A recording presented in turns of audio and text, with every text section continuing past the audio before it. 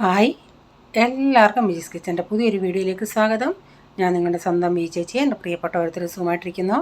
ദൈവം സഹായിച്ച് ഇവിടെ സുഖമായിട്ടൊക്കെ ഇരിക്കുന്നു. ഇന്നൊരു ദിവസം ദൈവം നമുക്ക് ദാനമായി തന്ന് അതിന് ദൈവത്തിന് നന്ദി പറയാം. അപ്പം ഇന്ന് രാവിലെ മസാല ദോശ പോലാണ് ഉണ്ടാക്കുന്നത്. അപ്പോൾ ഇന്നലെ രാത്രിയിൽ ഞാൻ അതിൻ്റെ മസാല തയ്യാറാക്കി വെച്ചതുകൊണ്ട് രാവിലെ പെട്ടെന്ന് അത് നമുക്ക് ഉണ്ടാക്കാം. അപ്പോൾ അതുകൊണ്ട് ഇനി അതുണ്ടാക്കട്ടെ. ചായ ഞാൻ അടപ്പത്ത് വെച്ചിട്ടുണ്ട്. കൊച്ചിന് കുടിക്കാനുള്ളത് കോഫിയോടെ ഉണ്ടാക്കിയും വെച്ചിട്ടുണ്ട്. അപ്പം ഞാൻ മസാല ദോശ ഉണ്ടാക്കുന്നുണ്ടെങ്കിൽ ഈ വലിയ പാൻ എടുക്കും, അല്ലെങ്കിൽ എൻ്റെ മറ്റേ നമ്മുടെ അയണിൻ്റെ അതേ എടുക്കത്തുള്ളൂ. അപ്പോൾ ഇതിൻ്റെ അകത്തോട്ട് ഇത് നോൺ സ്റ്റിക്കിൻ്റെ കേട്ടോ. അപ്പോൾ ഇതിൽ ഇങ്ങനെ പരത്തി ഇതൊന്ന് ഉണ്ടാക്കിയെടുക്കട്ടെ. ഇന്നിപ്പം ഞാൻ 2 ദിവസത്തെ വീഡിയോ അടുപ്പിച്ചും കാണിക്കുക. കാരണം ആദ്യത്തെ ദിവസത്തേത് അങ്ങനെ ഒന്നും വീഡിയോ ഇല്ലായിരുന്നു, എടുക്കാനും പറ്റിയില്ല. ചെറിയൊരു കുഞ്ഞൊരു വീഡിയോ. അപ്പോൾ ഞാൻ ചോദിച്ചാൽ പിറ്റേന്നത്തെ ഇതും കൂടെ ഇതിൻ്റെ അകത്ത് അങ്ങ് ആഡ് ചെയ്യാമെന്ന്. അപ്പോൾ വീഡിയോ കാണുന്നവർ നിങ്ങളുടെ അഭിപ്രായങ്ങളൊക്കെ കമൻറ്റിലൊന്ന് അറിയിക്കണേ. സമയമുള്ളതുപോലെ കമൻറ്റൊക്കെ ഇടണേ. എനിക്കാണെങ്കിൽ രാവിലെ എണീറ്റ് വരുമ്പോൾ ഇപ്പോൾ അങ്ങ് നല്ല കോൾഡാണ്. നമ്മളില്ലേ ഈ ചൂടായതുകൊണ്ട് ഇച്ചിരി AC ഒക്കെ ഇട്ടിട്ട് ഇറങ്ങി വരുമ്പം വെളിയിലോട്ട് ഇറങ്ങുമ്പോൾ എൻ്റെ ദൈവം ആ മുറിയിൽ നിന്ന് അടുക്കളയിലോട്ട് വരുമ്പോൾ ഒരു തീയ. അത് മനുഷ്യൻ്റെ ശരീരമല്ലേ താങ്ങേണ്ടിയത്. അതുകൊണ്ട് ഞാൻ ചീറ്റി ഇങ്ങനെ ആക്കിയായിരിക്കുന്നത്. അപ്പം വെളിയിൽ അവിടെ ഇവിടെയൊക്കെ കാക്കകൾ കരയുന്നുണ്ട്. ഇല്ല കുഞ്ഞു കുഞ്ഞു കിളിയുണ്ടല്ലോ, ഇല്ല കരിയില കിളി പോലുള്ള അതിൻ്റെ കരച്ചിൽ. അത് ഞാൻ പ്രൈസമോനെ അങ്ങോട്ട് സ്കൂളിലോട്ട് വിടുന്ന അവിടെ ഒരു ഈ കടലാസ് ചെടിയുടെ മരമുണ്ട്. അതിൻ്റെ അകത്താ കൂടുതൽ അതുങ്ങളുടെ വാസം. പിന്നെ ചിലപ്പം രാവിലെ ഈ സൈഡിലോട്ടും വരും. അത് കേൾക്കാനൊക്കെ ഒരു രസമാണ് രാവിലെ ഈ കാക്കകളുടെ. ഒരു കാക്കയുണ്ട് എന്നും രാവിലെ എൻ്റെ ഈ അടുക്കളയുടെ ജനലിൻ്റെ അവിടെ വന്ന് ഒന്ന് കരഞ്ഞിട്ട് പോകും. ഇവിടെ ഞങ്ങളുടെ ഇവിടെ അടുത്ത് ഒരു തമിഴുകാർ കടയായിട്ടൊന്നുമല്ല, ഇങ്ങനെ വണ്ടിയിൽ ഇങ്ങനെ റോഡ് സൈഡിലിരുന്ന് ഇങ്ങനെ വട മസാല ദോശയൊക്കെ വിൽക്കും. അപ്പോൾ അവർ തരുന്ന മസാല ദോശയ്ക്കകത്ത് ഞാൻ പറയില്ല ബീട്രൂട്ടൊക്കെ ഉണ്ട്. പക്ഷേ അവർ ആ മസാല ദോശ ഒരെണ്ണം ഇങ്ങനെ കട്ടാക്കി 4 പീസാക്കി കട്ടാക്കി തരും. പക്ഷേ ഇവിടെ കൊണ്ടുവരുമ്പോൾ ചൂടായിരിക്കും. നമ്മൾ വീട്ടിൽ പാഴ്സൽ കൊണ്ടുവരുവാണെങ്കിൽ അത് ആ ഇളകി ഇങ്ങനെ പീസാക്കിയത് ഒട്ടിയിരിക്കുവാണെങ്കിൽ അത് എടുക്കാൻ പ്രയാസമാണ്. എല്ലാം കൂടെ അങ്ങ് ഒരുമിച്ചാവും. അതുകൊണ്ട് മുറിക്കുന്നതിനൊക്കെ നല്ല ഒരാളങ്ങ് തിന്നുന്നതാണ് നല്ല ഇങ്ങനെ കൊണ്ടുവരുമ്പോഴത്തേക്കിന് അതങ്ങ് ഒട്ടിയിരിക്കും, സോഫ്റ്റ് പോലെ. അതേസമയം നമ്മൾ ഈ അല്ലാതെ റെസ്റ്റോറൻറ്റിലെങ്ങാനും പോയി മസാല ദോശ വാങ്ങിക്കുകയാണെങ്കിൽ ഇങ്ങനെ പപ്പടം പോലെ ഇരിക്കും. ഇങ്ങനെ നല്ലതായിട്ട് അവർ കൊണ്ടുവന്ന് തരുന്നത് ഇങ്ങനെ കൂമ്പാരം പോലെ. ഈ ചൂടിൻ്റെ ആണോ നിങ്ങൾക്ക് ഇങ്ങനെയുള്ളൊരു അവസ്ഥയുണ്ടോ? നമുക്കങ്ങ് ക്ഷീണം പോലെ എപ്പോഴും. ഞാനാണെങ്കിൽ ഒരിടത്ത് ഇരിക്കുവാണെങ്കിൽ പിന്നെ അവിടെ നിന്ന് എണ്ണിക്കാൻ തോന്നത്തില്ല. വെള്ളം കുടിച്ച് വിയർത്ത് ശരീരത്തെ ഇതൊക്കെ ജലാംശമൊക്കെ പോയിട്ടാണോ എന്ന് എനിക്കറിയത്തില്ല. ഭയങ്കര ഒരു ക്ഷീണം പോലെ അങ്ങ്.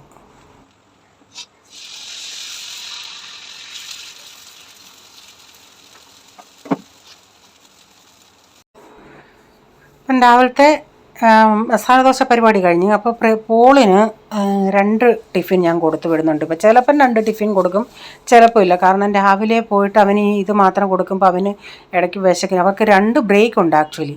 അപ്പം ഞാൻ ഇന്ന് ചിന്തിച്ച് ഞാൻ ഇച്ചിരി കടല വെള്ളത്തിൽ ഇട്ടായിരുന്നേ. അതൊന്ന് ഇപ്പം ഞാനൊന്ന് വേവിച്ചിട്ട് അത് വെള്ളം വാലാനോടെ വെച്ചിട്ടുണ്ട്, ഒരു കൈപ്പിടിയോളം. അപ്പോൾ അതിൻ്റെ അകത്ത് ഇച്ചിരി അപ്പം ഞാൻ പറഞ്ഞേടാ ഇതിൻ്റെ അകത്ത് ടൊമാറ്റോയൊക്കെ അരിഞ്ഞ് നല്ലതല്ല. കാരണം അത് ടൊമാറ്റോയും ഒക്കെ അരിഞ്ഞ് ഉപ്പൂടെ ചേർക്കുമ്പോൾ അതിൽ നിന്ന് വെള്ളം ഇറങ്ങും. ഞാൻ പറഞ്ഞ് മല്ലിയിലയും ഉള്ളിയും ഞാൻ ചെറുതായിട്ട് അരിഞ്ഞ് തരാം. അവൻ പറഞ്ഞു വേണ്ട മമ്മി കൈ കൊണ്ട് അരിഞ്ഞാൽ അത് അങ്ങനെ വലിയ പീസാവും, മമ്മി ചോപ്പറിലിട്ട് ചെയ്യണമെന്നൊക്കെ പറഞ്ഞു. ഞാൻ പറഞ്ഞു ഇല്ലടാ ഞാൻ അരിഞ്ഞ് തരാടാ. അപ്പോൾ ഞാൻ കയ്യിൽ ചെറുതായിട്ട് അരിഞ്ഞ ആൾ പറഞ്ഞു ഇത് ചെറുതായിട്ടാണല്ലോ എന്ന്. അപ്പോൾ പിന്നെ ഞാൻ അതിൻ്റെ അത് ഇച്ചിരി നാരങ്ങ നീരൊക്കെ പിഴിഞ്ഞ് ഇത് ഞാൻ പറഞ്ഞു ഒരു ബ്രേക്കിന് ഇത് കഴിക്കാൻ പറഞ്ഞു. ഇപ്പം ഇച്ചിരി ഡയറ്റിംഗ് ഒക്കെ ചെയ്യുന്നതുകൊണ്ടാണ് ഇത് ചെയ്യുന്നത്. അല്ലെങ്കിൽ ആൾ ഇതൊന്നും അത്ര ഇഷ്ടമല്ല. ഞാൻ പറഞ്ഞു ഇതൊക്കെ നല്ല പ്രോട്ടീനാണ്, ഇത് കഴിക്കാൻ പറഞ്ഞു. അപ്പം ഞാൻ നാരങ്ങ അരിപ്പയ്ക്കകത്തൊന്ന് പിഴിഞ്ഞിട്ട് ആ അരി ഇങ്ങെടുത്ത് മാറ്റാമെന്നത്. അല്ലാതെ എത്ര പിഴിഞ്ഞാലും ചിലപ്പോൾ അരി അങ്ങോട്ടും ഇങ്ങോട്ടും വേണം. ഭയങ്കര കയ്പല്ലേ നാരങ്ങയുടെ അരി. അപ്പോൾ അതൊന്ന് മിക്സ് ചെയ്ത് ഇതാണ് കൊടുത്തു വിട്ടത്. ഇതിങ്ങനെ പുഴുങ്ങി തിന്നാൻ നല്ല ഒരു ഇച്ചിരി ഉപ്പ് ഇതൊന്നും ചേർത്തില്ലേലും ഇച്ചിരി ഉപ്പിട്ട് പുഴുങ്ങിയിട്ട് നമ്മൾ പുഴുങ്ങുമെന്ന് വെച്ചാൽ ഒന്നീ കുക്കറിൽ വേവിക്കുക, അല്ലെങ്കിൽ അല്ലാതെ നമ്മൾ സെപ്പറേറ്റ് വേവിക്കാം. ഉപ്പിട്ട് വേവിച്ചിട്ട് അത് നല്ല ടേസ്റ്റാണ് തിന്നാൻ.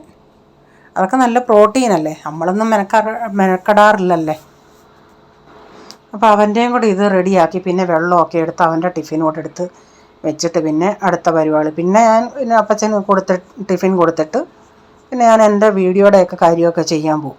അത് കഴിഞ്ഞിട്ട് പിന്നെ വന്ന് ഞാനും കഴിക്കും. അപ്പോൾ ഞാൻ കഴിഞ്ഞ ദിവസം ചൂട് കാരണം വീട്ടിലിരുന്ന് പറയുമായിരുന്നു, പോളൊക്കെ ഉണ്ട്, USA താമസിച്ചാൽ മതിയായിരുന്നു.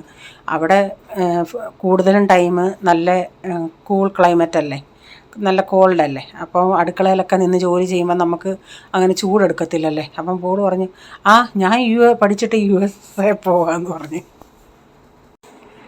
ഒന്ന് എണീറ്റ് ഞാൻ ജോലി ചെയ്യാൻ തുടങ്ങിയാൽ പിന്നെ അങ്ങ് ഷെറൊന്നും പറഞ്ഞ് നിൽക്കില്ല, കമ്പ്യൂട്ടർ ഇട്ടതുപോലെ സ്വിച്ച് ഇട്ടതുപോലെ അങ്ങ് ചെയ്തോളും. പക്ഷേ ഒരിടത്തൊന്ന് ഇരുന്ന് കഴിഞ്ഞാൽ പിന്നെ എണ്ണിക്കാനൊരു ബുദ്ധിമുട്ടാണ്. അടുക്കളയിൽ ആ ചൂട് അടിച്ച് നിൽക്കുമ്പോൾ ഞാൻ കുറച്ച് നേരം വന്ന് ഇവിടെ ഫാനിട്ടിരിക്കും. പിന്നെ അവിടെ നിന്ന് അങ്ങോട്ട് എണ്ണിക്കാനൊരു മനസ്സ് തോന്നത്തില്ല. കുറച്ച് നേരം കൂടി ഇരിക്കാൻ അതുകൊണ്ട് ഇപ്പോൾ ഉച്ചയ്ക്കത്തൊക്കെ എൻ്റെ ജോലികൾ ഇത്തിരി സ്ലോ ആവുന്നുണ്ട്. അവിടുന്ന് ചൂടത്ത് എക്സോസ് ഇട്ടാലും ഫാൻ നമുക്ക് ആ ഗ്യാസിൻ്റെ ഇങ്ങനെ ഫാനിട്ട ഗ്യാസ് ഇങ്ങനെ അങ്ങോട്ട് എല്ലായിടവും സ്പ്രെഡ് ആവത്തില്ല. അതുകൊണ്ട് പിന്നെ ഫാൻ ഇടത്തില്ല. അടുക്കളയിൽ ഫാൻ ഉണ്ട്. അപ്പം ഞാൻ ഇവിടെ വന്ന് കുറച്ച് നേരം ഇരിക്കും. അപ്പോൾ കഴിഞ്ഞ ദിവസം ഞാൻ ഇൻസ്റ്റയിൽ കണ്ടായിരുന്നു, അത് ആക്ച്വലി ഗ്യാസ് ലാഭിക്കാൻ വേണ്ടിയാണ്. അതും നല്ലതാണ്, അതുണ്ടെങ്കിൽ നമുക്ക് ഫാൻ ഇട്ടാലും പോകത്തില്ല. ഒരു എക്സ്ട്രാ ഒരിത് ഗ്യാസിൻ്റെ സ്റ്റൗവേ വെക്കും. അപ്പോൾ അത് ഗ്യാസ് അങ്ങോട്ടും ഇങ്ങോട്ടും പുറത്ത് പോകത്തില്ല. ഇങ്ങനെ ആ പാത്രം വെക്കുന്നതിൻ്റെ അടിയിൽ തന്നെ ഗ്യാസ് പോകും. അപ്പോൾ എനിക്ക് തോന്നുന്നു അത് വെക്കുവാണെങ്കിൽ നമുക്ക് ഫാൻ ഇട്ടാലും ആ ഗ്യാസ് അങ്ങോട്ടും ഇങ്ങോട്ടും സ്പ്രെഡ് ആവത്തില്ലെന്ന് തോന്നുന്നു. അതൊന്ന് നോക്കണം വാങ്ങിക്കാൻ. ഗ്യാസല്ല, ആ തീ. അപ്പോൾ ഞാൻ പിന്നെ ഇച്ചിരി ക്യാരറ്റും കാബേജും ഉണ്ടായിരുന്നു, അതൊന്ന് അടപ്പത്ത് വെച്ചിട്ടുണ്ടേ. ഇന്നെനിക്ക് ഈ തോരൻ മതിയായിരുന്നു, ഇന്നലത്തെ കൂട്ടാനൊക്കെ ഉണ്ടായിരുന്നു. അപ്പോൾ ഇത്രയും വീഡിയോ ഇന്നത്തെയാണ്. പിന്നെ ഇനിയും കാണിക്കുന്ന ക്ലിപ്പ് പിറ്റേ ദിവസത്തെയാണേ.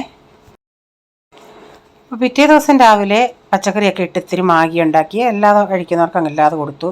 ഇവിടെ ആഴ്ച ഒരു ദിവസം മാഗിയാണ്. അപ്പോൾ അതിന് ശേഷം പിന്നെ 2 പ്രാവശ്യം ഓർഡർ ചെയ്തപ്പോഴേ ഇപ്പോൾ നമുക്ക് ഒത്തിരി സാധനം ഉണ്ടെങ്കിൽ ഞാൻ പറയുമ്പോൾ ഈച്ചാനടുത്ത് 2 പാർട്ടായിട്ട് വാങ്ങിക്കാൻ. അപ്പം നമുക്ക് 5 രൂപയുടെ കാന്ത 1 കിലോ സവാള കിട്ടുമല്ലേ 5 രൂപയ്ക്ക്. അപ്പോൾ എന്തിനാ വെറുതെ അത് കളയുന്നത്? ഒരുമിച്ച് നമ്മൾ വാങ്ങിച്ചാലും 5 രൂപയ്ക്ക് 1 കിലോ സവാള കിട്ടത്തുള്ളൂ. അല്ലെങ്കിൽ 2 പാർട്ടായിട്ട് വാങ്ങിക്കുമെന്നെങ്കിലും അങ്ങനെ കിട്ടും. അപ്പോൾ 2 പ്രാവശ്യത്തെയാണ് ഈ സവാള. ഇപ്പോൾ 2 കിലോ സവാള 10 രൂപയ്ക്ക് കിട്ടി. കോവയ്ക്ക ഉണ്ടായിരുന്നു, ക്യാരറ്റ്. ഇതെന്താണ് ഇങ്ങനെ കൂടുതൽ ക്യാരറ്റും കോവയ്ക്കയും വെണ്ടയ്ക്കയും കിട്ടിയത്? അപ്പം ഞാൻ പറഞ്ഞില്ല, അന്ന് ബിഗ് ബാസ്ക്കറ്റ് ഈ സാധനം വാങ്ങിക്കുമ്പോൾ നമുക്ക് 1-2 രൂപയ്ക്ക് അവർ 1/4 കിലോ വെച്ച് എന്തുവാന്ന് വെച്ചാൽ പച്ചക്കറി തരുന്നത്. അതിൽ കൂടുതലും ഇപ്രാവശ്യം വന്നത് കോവയ്ക്കയും ക്യാരറ്റും വെണ്ടയ്ക്കയുമാണ്. ഇന്നിപ്പോൾ ഇത് മെഴുക്ക് പുരട്ടാം. അപ്പം ഞാൻ വെണ്ടയ്ക്ക ഒരു 1/4 കിലോ വെച്ച് ഇപ്പം ഞാൻ കുറച്ച് ദിവസം കൊണ്ട് ഇങ്ങനെ അടുപ്പിച്ചിങ്ങനെ സാധനം വാങ്ങിക്കുമ്പോൾ നമുക്ക് കിട്ടും. അന്നേരം ഞാനത് അരിഞ്ഞ് വെച്ചിരുന്നു. എല്ലാം കൂടി ഇങ്ങനെ വെച്ച് ഫ്രിഡ്ജിൽ വന്ന് സ്ഥലമൊന്നുമില്ലായിരുന്നു. ക്യാരറ്റും കുറച്ച് അരിഞ്ഞ് വെച്ച്, കോവയ്ക്ക റേച്ചാൻ ഇവിടെ നിന്നും 1/2 കിലോ വാങ്ങിച്ചായിരുന്നു, വെണ്ടയ്ക്കയും വാങ്ങിച്ചായിരുന്നു. അത് കൂടാതാണ് നമുക്ക് ഈ ബിഗ് ബാസ്ക്കറ്റിൽ നിന്ന് 1/4 കിലോ വെച്ച് 2 രൂപയ്ക്കും 3 രൂപയ്ക്കും അങ്ങനെയൊക്കെ കിട്ടിയത്. അപ്പം ഞാൻ ഈ കോവയ്ക്കയും ഇതെല്ലാം കൂടി ഒരുമിച്ചങ്ങ് അരിഞ്ഞ് വെച്ചു. അന്നേരം കുറേ കൂടെ സ്ഥലവും നമുക്ക് കിട്ടും. വെണ്ടയ്ക്ക അപ്പോൾ ഇപ്പോൾ ഒരു 3-4 തീര വെണ്ടയ്ക്ക എടുത്തു.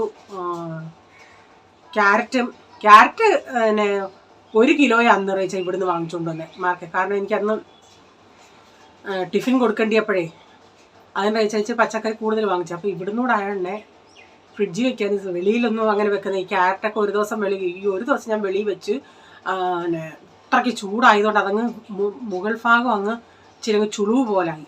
അത്രയ്ക്ക് ചൂടാണെന്നുള്ളത്. അതുകൊണ്ട് ഒന്നും അങ്ങനെ കാബേജ് എങ്ങാണ്ട് ഒരു ദിവസം വെക്കാം.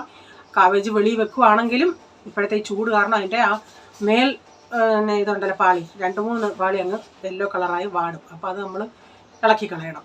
അതുകൊണ്ട് ഒന്നും ബീട്രൂട്ട് അന്നേലും വെളിയിൽ വെച്ചാൽ പിറ്റേ ദിവസം ആകുമ്പോൾ വാടും, അങ്ങനെ സോഫ്റ്റ് ആയിട്ട് വരുന്നുണ്ടായിരുന്നു. അതുകൊണ്ട് ഒന്നും വെളിയിലും വെക്കാൻ പറ്റുന്നില്ലായിരുന്നു, ഫ്രിഡ്ജിലും അങ്ങനെ സ്ഥലമില്ലായിരുന്നു. അതുകൊണ്ടൊക്കെ ഇങ്ങനെ ആയിരുന്നു. ഇന്ന് അന്നേരം ബീട്രൂട്ടും ക്യാരറ്റും തോരൻ, വെണ്ടയ്ക്കയും ക്യാരറ്റും മെഴുക്കുവരട്ടി, ഇപ്പോൾ കോവയ്ക്കയും ക്യാരറ്റും മെഴുക്കുവരട്ടി, പിന്നെ എന്തുമായിരുന്നു, പിന്നെ കാബേജും ക്യാരറ്റും. ഇങ്ങനെ എല്ലാത്തിനെയും ക്യാരറ്റിനെ കയറ്റി ഇങ്ങനെ മാറി തിരിഞ്ഞും പോകുമായിരുന്നു. ഞാൻ ഇതൊക്കെ ഒന്ന് ചെയ്യട്ടെ. നിങ്ങളുടെയൊക്കെ ജോലി എന്തോ ആയി? ഇനിയിപ്പോഴേ മെഴുക്കുവരട്ടി അറപ്പത്തൊന്നും വെച്ചില്ല. അപ്പം ഞാൻ വിചാരിച്ച് ക്യാനിലങ്ങ് വെള്ളമൊക്കെ നിറച്ചിട്ടെ ഫാനിട്ടേക്കുവാ. അതായി സൗണ്ട്. വെള്ളമൊക്കെ നിറച്ച് വെള്ളമൊക്കെ കുടിക്കാനൂടെ വെക്കാമെന്ന്. ചൂടല്ലേ, ഇഷ്ടം പോലെ വെള്ളം വേണം. അപ്പം പെട്ടെന്ന് ചെയ്ത് വെച്ചില്ലെങ്കിലേ 2 ചേരുവും തണുത്തതുകൊണ്ട് പെട്ടെന്ന് ഇനി ബാക്കി കൂടെ ചെയ്യട്ടെ. ആക്ച്വലി ഇന്ന് ശനിയാണ്, സ്കൂളിന് അവധി കാണേണ്ടതാണ്. 1 മിനിറ്റ്.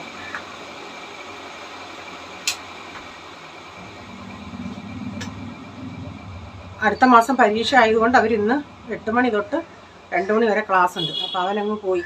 ഇനിയിപ്പോൾ ഉച്ചയ്ക്ക് വരും. അപ്പോഴത്തേക്കിനും എല്ലാം ചെയ്യട്ടെ. എന്താ മീനില്ല, അതുകൊണ്ട് ഇന്നലെ എന്നാ എങ്ങനെ നിവർത്തിയില്ല, ഞാൻ ആമസോണിൽ വാങ്ങിക്കാമെന്ന് ചിന്തിച്ചിട്ട്. അപ്പം എനിക്ക് ഉച്ചയ്ക്ക് വേണമെന്നുള്ള ഇതിലായിരുന്നു. ഞാൻ പറഞ്ഞു ഉച്ചയ്ക്ക് കിട്ടിയില്ലെങ്കിൽ പിന്നെ ഓർഡർ ചെയ്താൽ വൈകുന്നേരം ആകുമ്പോഴത്തേക്കിനെ വരത്തില്ല. ഞാൻ പറഞ്ഞാൽ വേണം. അങ്ങ് പറഞ്ഞപ്പോൾ എന്നാൽ ഇന്നലെ വാങ്ങിച്ചാൽ ഇന്ന് അതിൽ ഉപയോഗിക്കാമായിരുന്നു. അതായില്ല, ചില സമയത്ത് നമുക്കില്ലേ വട്ടുതരം വരും. അന്നേരം കഴിച്ചാൽ പറഞ്ഞു വാങ്ങിച്ച് വെക്കാം, നാളെ ഉപയോഗിക്കാമല്ലോ. അന്നേരത്തെ അതിന് ഞാൻ ഇങ്ങനെ ഇല്ലേ ഫ്ലോയിൽ പറഞ്ഞു ഉച്ചക്കത്തെ ആവശ്യത്തേക്ക് ഇനി വൈകിട്ട് കൊണ്ടുവന്ന് എന്തോ ചെയ്യാനാണ് വേണ്ടത്. ഇപ്പോൾ റീച്ചാൽ അപ്പച്ചനെയും കൊണ്ട് 3 മാസം കൂടുമ്പോൾ ചെക്കപ്പിന് കൊണ്ടുപോകല്ലേ. അപ്പം അങ്ങനെ പോയേക്കും. അപ്പോൾ ഒരു മീൻ ഇച്ചിരി ഉണ്ടെങ്കിലേ നമുക്ക് പിന്നെ വേറെ എന്തെങ്കിലും ഒന്നുണ്ടെങ്കിലും കുഴപ്പമില്ല. ആ മീൻചാറും കൂട്ടി. എനിക്കാണെങ്കിൽ ഇവിടെ ഇവർക്ക് പിന്നെ പോളിനാണ് ഇച്ചിരി എന്തെങ്കിലും ഇത്തിരി എരിവ് പോലെ വേണ്ടി. ഒരു മോരും തോരനും ആണെങ്കിലും അവൻ ചോദിക്കും മമ്മി അച്ചാറില്ലയോ, അതില്ലയോ. അവനല്ലെങ്കിൽ ചിപ്സ് വേണം. ഇവരൊക്കെ റേച്ചാനും ചോറിൻ്റെ കൂടെ ചിപ്സ്, ചിപ്സ്, അതാ ഇവിടെ ഈ ജിയോമാർട്ടിൽ നിന്ന് കൂടുതൽ വാങ്ങിക്കുന്ന ചിപ്സാണ്. അതുപോലെ റേച്ചാനും നാട്ടിൽ നിന്ന് ചിപ്സ് കൊണ്ടുവന്നില്ലേ, അത് ആൾക്ക് അത്ര ഇഷ്ടപ്പെട്ടില്ല, വെളിച്ചെണ്ണയിലായതുകൊണ്ട്. അത് എനിക്കും പ്രൈസും മോനും വെളിച്ചെണ്ണയിലിട്ടത് ഭയങ്കര ഇഷ്ടമാണ്. അപ്പം ഇവിടെ ഇരുന്ന് വാങ്ങിക്കുന്നതിന് ഇത്തിരി ഉപ്പാണ്, നാട്ടിലോട്ട് വെക്കുമ്പോൾ പെട്ടെന്ന് ഉപ്പാണ്. അതാണ് പുള്ളിക്കാരന് ഇഷ്ടം. ചിപ്സ് ഇല്ലെങ്കിൽ പിന്നെ ഒരു 3-4 പപ്പടം ഗ്യാസേ. ഇവിടെ നമ്മുടെ നാട്ടിലത്തെ പപ്പടം അല്ലല്ലേ, ഈ മസാല പപ്പടം അല്ലേ. അപ്പോൾ അത് ഗ്യാസേ ചുട്ട് ഉണ്ടാക്കും. പക്കട വെച്ച് ഇങ്ങനെ ചുട്ട് ഒരു 4-5 എണ്ണം അങ്ങ് ചൂടും. എനിക്കങ്ങനെ അത്രയും വാക്കില്ല ചൂടാൻ. ഞാൻ ചിലപ്പം ചൂടുമ്പോൾ അത് കരിഞ്ഞു പോകും. റേച്ചാന് നല്ല പ്രാക്ടീസാണ്.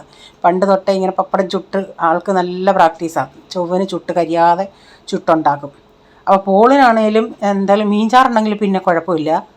ഇപ്പം മീൻചാറ് ചുമന്നയൊന്നും ഇല്ലെങ്കിൽ അവൻ പറയും മമ്മി ആ മസാല ഉണ്ടാക്കിത്താന്ന് പറയും. അച്ചാറും അങ്ങനെ സ്റ്റോക്ക് അങ്ങനെ ഇല്ലായിരുന്നു. അപ്പോൾ അതുകൊണ്ടൊക്കെ ഇത് മാത്രം. മീനുണ്ടെങ്കിൽ അതാ ഞാൻ പറയാം, മീനുണ്ടെങ്കിൽ നമുക്ക് പിന്നെ വേറൊരു എന്തെങ്കിലും ഒന്നുണ്ടെങ്കിലും കുഴപ്പമില്ലല്ലേ. മീൻ കറി ഉണ്ടെങ്കിൽ പിന്നെ ഞാൻ വേറൊരു കറി എടുക്കത്തില്ല. അല്ലെങ്കിൽ ഞാൻ മോരങ്ങനെ എടുക്കാറില്ല. എനിക്ക് ഈ മീൻചാറ് മതി. അപ്പം ഞാനിന്ന് കോവയ്ക്കയും മെഴുക്കുവരട്ടിയും വെച്ചു. പിന്നെ ഇച്ചിരി ചുമന്ന പയർ, നമ്മുടെ വൻപയറും ഉണ്ടായിരുന്നു, പിന്നെ ഒരു കൈപ്പിടിയോളം. പിന്നെ ബാക്കി ചെറുപയറിട്ട് 2 കൂടെ അങ്ങ്. അപ്പം ഞാൻ വൻപയർ ആദ്യം ഒരു 2 വിസിലടിച്ച്. കാരണം വൻപയറും നമ്മുടെ ചെറുപയറിൻ്റെയും കൂടെ വേവ് വ്യത്യാസം ഉണ്ടല്ലേ. അപ്പം ഞാൻ വൻപയർ 2 വിസിലടിച്ചിട്ടാണ് പിന്നെ ചെറുപയർ കൂടെ അതിലിട്ടിട്ട് 1 വിസിൽ കൂടെ അടിച്ചെടുത്ത്. പിന്നെ ഇങ്ങനെ ബാക്കിയെല്ലാം സെയിം അതുപോലെ സവാളയൊക്കെ വഴറ്റിയിട്ട് തേങ്ങയിട്ട് മഞ്ഞൾപ്പൊടി ഇട്ട് ഇതിനി അവിടെ കിടക്കട്ടെ. അപ്പോൾ 2 കൂടെ മിക്സ് ചെയ്തപ്പോഴും നല്ലൊരു പ്രത്യേക ടേസ്റ്റ് ഉണ്ടായിരുന്നു. എനിക്ക് ഈ ചുമന്ന പയർ മാത്രം, നമ്മുടെ വൻപയർ മാത്രം ഇട്ട് തോരൻ വെക്കുന്നത് ഭയങ്കര ഇഷ്ടമാണ് എനിക്ക് വൻപയർ. അപ്പോൾ ഇവിടെ കേരള സ്റ്റോറിൽ എപ്പോഴും അങ്ങനെ അത് കാണത്തില്ല, ചില സമയത്ത് കാണും. നല്ല വിലയുമായി ഇപ്പോൾ അതിന്. അപ്പോൾ ഇന്നലെ എനിക്ക് തോരൻ മാത്രം മതിയായിരുന്നല്ലേ, ഞാൻ കൂട്ടാനൊക്കെ ഇടല്ലോ. അപ്പോൾ ഇന്നലെ ആയപ്പോഴത്തേക്കിനെല്ലാം തീർന്ന്. ഇന്ന് ഇത്തിരി മോരൂടെ തൈര്, ഞാൻ തൈര് ഇത്തിരി വാങ്ങിച്ചതാണ്. ജിയോമാർട്ടിൽ നിന്ന് തൈര് വാങ്ങിക്കുമായിരുന്നു, അതുകൂടെ ഒന്ന് ഉടച്ച് വെച്ചിട്ടുണ്ട്. അപ്പം തൈരോട് പയറുതോരൻ വെക്കുമ്പം മോര് കോമ്പിനേഷൻ നല്ല. അപ്പം തൈരോട് ഒന്ന് ഉടച്ചിട്ട് അതുകൂടെ ആകുമ്പോഴത്തേക്കിനും മോര് കറിയും കൂടെ ആകുമ്പം ഉച്ചക്കത്തേക്ക് റെഡിയായി. അപ്പോൾ ഇന്നത്തെ വീഡിയോയിലെ വിശേഷങ്ങൾ ഇതൊക്കെയായിരുന്നു. വീഡിയോ ഇഷ്ടമായെങ്കിൽ ലൈക്ക് ചെയ്യണേ, നിങ്ങളുടെ അഭിപ്രായം കമൻറ്റിൽ കൂടെ അറിയിക്കണേ. സബ്സ്ക്രൈബ് ചെയ്തിട്ടില്ലെങ്കിലൊന്ന് സബ്സ്ക്രൈബ് കൂടെ ചെയ്തേക്കണേ. ഇനി ഒരു പുതിയ വീഡിയോയുമായി വരും വരെ bye. God bless you all. Thank you. Take care. Bye. See U.